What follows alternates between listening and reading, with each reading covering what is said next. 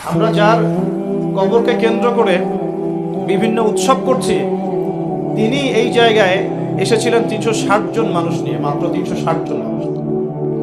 তৎকালীন সময় এখানে একজন জালেম শাসক ছিলেন, তার নাম হচ্ছে গৌর গোবিন্দ। নাম শুনেছেন? তার সময় মুসলিমদের উপর প্রচন্ড নির্যাতন হতো।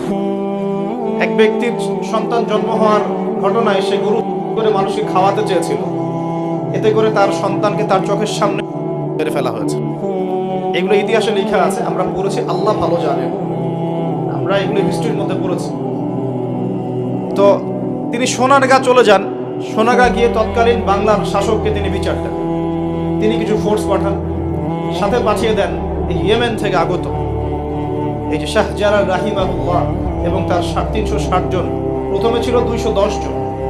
রাস্তায় আস্তে আস্তে আস্তে আস্তে দাওয়াতি কাজ করতে করতে করতে করতে আরো বেশ কিছু অনুসারী তার হন, তার হাতে বায়াত গ্রহণ করেন এবং 360 জনের একটা বাহিনী তিনি গঠন করেন। শুধু আধ্যাত্মিকত্বেই তিনি আল্লাহর মারিফতওয়ালা মানুষ ছিলেন এমন নয়, বরং চলতি পথে মানুষকে দাওয়াতও দিয়েছেন। এক পর্যায়ে রাজা গৌর গোবিন্দের বিরুদ্ধে সশস্ত্র যুদ্ধও করেছেন। আপনারা কি মনে করেন এই অঞ্চলে ইসলাম কিভাবে এসেছে? খালি দাওয়াতের মাধ্যমে? আমি এখন যা দিচ্ছি এটা দাওয়াত, আমি যা দিচ্ছি এটা দাওয়াত। আমি আপনাকে নামাজের দাওয়াত দিতে পারি, কিন্তু নামাজ আমি এখানে প্রতিষ্ঠা করতে পারবো না। কথা কি বুঝতে পারছেন? কিন্তু ওমর রাদিয়াল্লাহু আনহুর যুগে নামাজ প্রতিষ্ঠিত ছিল। কেউ নামাজ না পড়লে শাস্তি প্রদান করা হতো। যখন আপনি নামাজ না পড়লে মুসলিমদেরকে শাস্তি দিতে পারবেন, বালে বিনা ওজরে নামাজ পড়ছে না, নামাজের ওয়াক্ত হয়ে গেছে, হাইয়া আলাস সালাহ, আজান হচ্ছে, দোকান খুলে ব্যবসা করছে, যখন ওই দোকানে গিয়ে চার্জ করতে পারবেন তখন সালাত কায়েম হয়েছে। এখন আমরা সালাতে দাওয়াত দিচ্ছি, ভাই নামাজের দিকে আসেন। বিগত 100 বছরের অবস্থা আমি ব্যাখ্যা করবো ইনশাল্লাহ সামনে। তিনি শুধু দাওয়াতই দেন নাই, মানুষের আধ্যাত্মিক বিষয়গুলো পরিবর্তন করেছেন। তার অনুসারীদেরকে নিয়ে সেখানে এসেছেন। ইতিহাসের বইগুলোতে লেখা আছে সেই রাজা জাদুবিদ্যায় পারদর্শী ছিল, জাদুবিদ্যায় পারদর্শী ছিল। ব্রহ্মপুত্র নদী থেকে শুরু করে সুরমা পর্যন্ত প্রত্যেক নদীর নৌযান তিনি বন্ধ করে দেন, যাতে শাহজালাল রাহিমাহুল্লাহ এখানে আসতে না পারে। যখন ইমানের সৈনিকরা মাঠে নামে তখন কুফররা ভয় পায় না? পায় কি পায় না? তো তারাও ভীত ছিল তখন, কারণ যখন আপনি জুলুম করবেন কারো উপরে না, তখন অটোমেটিকলি আপনার মনের মধ্যে একটা ভয় কাজ করবে। যখন আপনি কারো প্রতি জুলুম করবেন, অটোমেটিকলি মনের মধ্যে একটা ভয় কাজ করবে। যখন আপনি শিরক করবেন, মনের মধ্যে ভয় কাজ করবে। যখন আপনি নবীর সুন্নতের খেলাফ চলবেন, ইসলামের এগেইনস্টে শত্রুতা করবেন, মনের কোথায় জানি একটা অজান্তে একটা ভয় কাজ করবে, না জানি আল্লাহ কবে আমাকে ধরেন, হবে না? আর যখন আপনি ভিতর থেকে পবিত্র এবং ভিতর থেকে শক্ত, যে না আমি ইমানের উপর আছি, আল্লাহর হুকুম আহকাম পালন করছি, নবীর সুন্নত মেনে চলছি, ইসলামের দাওয়াত দিচ্ছি, আপনার ভিতরে কোথায় জানি একটা কনফিডেন্স থাকবে যে আল্লাহ আমার সাথে আছে। আর কেউ থাক না থাক, আল্লাহ আমার সাথে আছে। দুনিয়াতে না হোক, আল্লাহ পরকালে আমার সাথে আছে। দুনিয়া আখিরাত উভয় জাহানেই আল্লাহ পাক সাথে থাকবেন ইনশাআল্লাহ। তো জাদুবিদ্যা কাজ করলো না। বলা হয়, এটা সত্য মিথ্যা আমরা জানি না, বলা হয় যে নৌযান ছাড়াই আল্লাহ পাকের কুদরতে, আল্লাহ পাক তার কুদরত কিন্তু তার বান্দার মধ্যে প্রকাশ করতে পারেন যাকে ইচ্ছা। তিনি নদী পার হয়েছেন, তার সৈন্যদেরকে নিয়ে পার হয়েছেন, তা বলা হয়ে থাকে। আল্লাহ ভালো জানেন, আমরা সত্য মিথ্যা বলতে পারবো না। এরপরে এখানে সর্বশেষ যেটা পদক্ষেপ নেওয়া হয়েছিল, লোহা দিয়ে জাদু করা হয়েছে, শিল দিয়ে জাদু করা হয়েছে। এই শিলের জাদু কে ভাঙতে পারবে, এই কথা শাহজালাল রাহিমাহুল্লাহ তার অনুসারীদেরকে বলছিলেন যে তোমাদের মধ্যে যে ব্যক্তি ফজরের নামাজ কোনোদিন কাজা করো নাই, সে উঠে আজান দিলে ইনশাআল্লাহ আল্লাহ পাক এই জাদু ভ্রষ্ট করবেন। বুরহানুদ্দিন নামক একজন ব্যক্তি, তিনি দাঁড়িয়ে বলেন যে আমি কোনোদিন ফজরের নামাজ কাজা করি নাই। চিন্তা করতে পারেন, উম্মার বিজয় কাদের হাতে হয়েছে? বেনামাজিদের হাতে, আমাদের মতো বেনামাজিদের হাতে।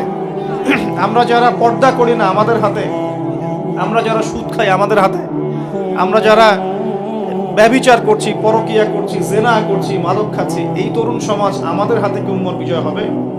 কি মনে হয় আপনাদের? একদিনও ফজরের নামাজ কাজা হয়নি, সেই ব্যক্তি উঠে আজান দিয়েছেন, সুবহানাল্লাহ। আর শাহজালাল রাহিমাহুল্লাহ তখন বলেছিলেন যে শিল হট, মানে এটা ভেঙে যাওয়ার জন্য। এই শিল এবং হট একত্রিত হয়ে পরবর্তীতে আস্তে আস্তে সিলেট নামটা হয়েছে। তার আগের নাম ছিল জালালাবাদ। কি নাম ছিল? জালালাবাদ। এই যে ইতিহাসগুলো কতজন মানুষ জানে? তিনি একজন তাওহীদপন্থী মানুষ ছিলেন, আল্লাহর ওলি ছিলেন, আল্লাহর মারিফতওয়ালা মানুষ ছিলেন। অনুসারীদেরকে নিয়ে তিনি শুধু দাওয়াতই দেন নাই, জালেমের প্রাসাদ পর্যন্ত চলে গেছেন যুদ্ধ করতে করতে, করেন নাই? এই যে ইসলাম কিভাবে প্রতিষ্ঠা হলো দেখেন। আর শেষের 100 বছরে কি হলো?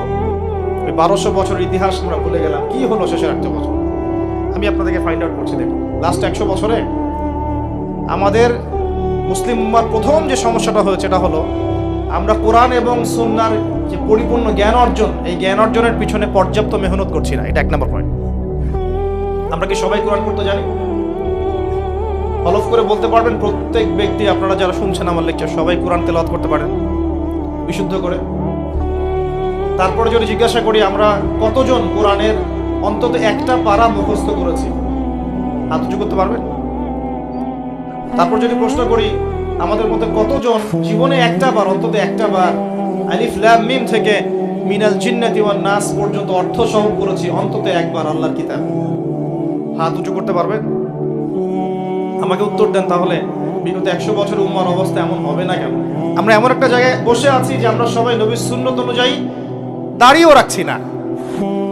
এটা তো একটা সুন্নত আমল, জীবনের প্রত্যেক ক্ষেত্রে সুন্নতের কথাই বলছি না, নিজের দেহের কথাই বলছি, সেখানেও আমরা পিছিয়ে পড়ছি। তাহলে আমি উঁচু লেভেলের কথাবার্তা কিভাবেই বলতে পারি? তখন নিজেকে আরো গুটিয়ে নিলাম, নিয়ে আবার প্রাথমিক অবস্থা থেকে আলোচনা করা শুরু। সালাত কেন্দ্রিক, পড়াশোনা কেন্দ্রিক, যাকাত কেন্দ্রিক, সাওম কেন্দ্রিক, শিরক, তাওহীদ, আকীদা, ঈমান, সুন্নাত এগুলো কেন্দ্রিক। এই মাহফিলের সিজনে আমি এগুলোই বলেছি, এর বাইরে কিছু বলিই নি এখন। কারণ মনে করছি যে এগুলো বলার মতো পরিবেশ নাই। আমাদের সবার আগে দরকার জ্ঞানের বিপ্লব। সর্বপ্রথম যেটা প্রয়োজন এই উম্মার সেটা হলো জ্ঞানের বিপ্লব। প্রত্যেক ব্যক্তিকে আল কোরআন তেলাওয়াত করা শিখতে হবে আগে। ওয়াদা করেন, রাজি আছেন কিনা? প্রত্যেক ব্যক্তিকে আল কোরআনুল কারীম বিশুদ্ধ করে তেলাওয়াত করা শিখতে হবে আগে, ইনশাআল্লাহ।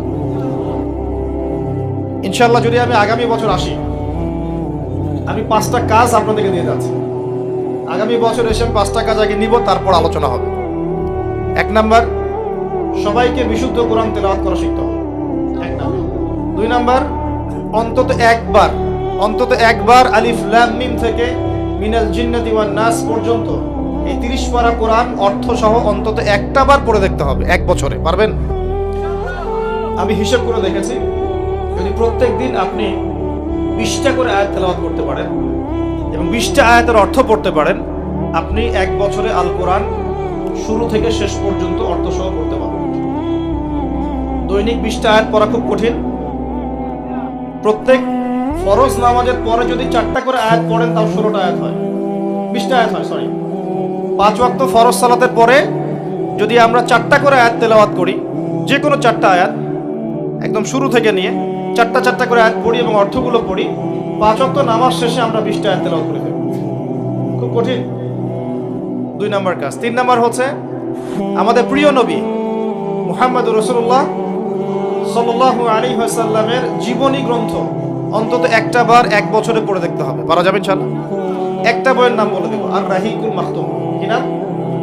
আর রাহিকুল মাখতুম। যদি বই কিনতে না পারেন, সামর্থ্য না থাকে, আমাকে বলেন, কিনে দেব ইনশাআল্লাহ। প্রয়োজনে আমরাই কিনে দিব, তাও পড়েন। আর রাহিকুল মাখতুম এই বইটা হচ্ছে 1182টা বইয়ের মধ্যে প্রথম পুরস্কার প্রাপ্ত বই। লেখক হচ্ছেন আল্লামা সফিউর রহমান মুবারকপুরী রাহিমাহুল্লাহ। বিগত 100 বছরে আমরা কি করেছি এই জায়গাটা একটু দেখেন। প্রথমত আমরা দিনের বেসিক যে পড়াশোনার জ্ঞান অর্জন, এই জ্ঞান অর্জন থেকে আমরা মোটামুটি পিছিয়ে যাচ্ছি।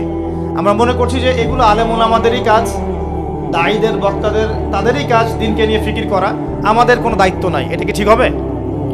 এই দিন কি আমাদের সবার না? বাংলাদেশ একটা রাষ্ট্র।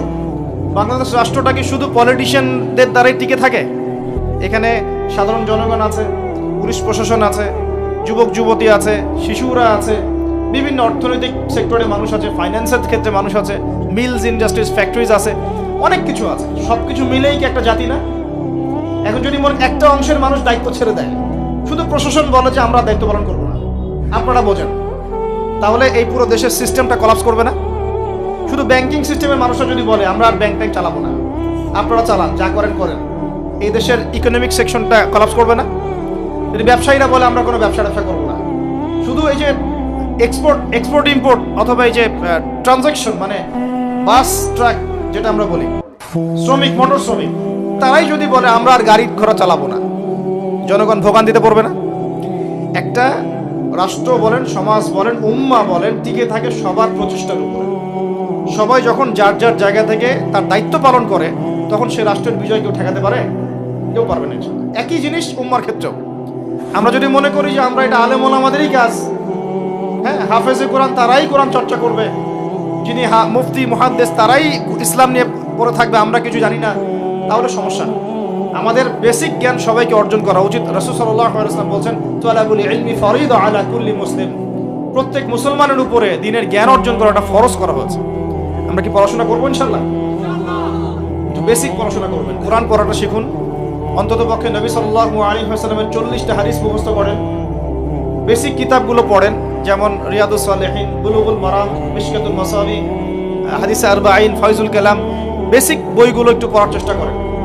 নবীর সিরাতগুলো পড়েন, ইসলামের ইতিহাসগুলো পড়েন, আকীদার বইগুলো পড়েন।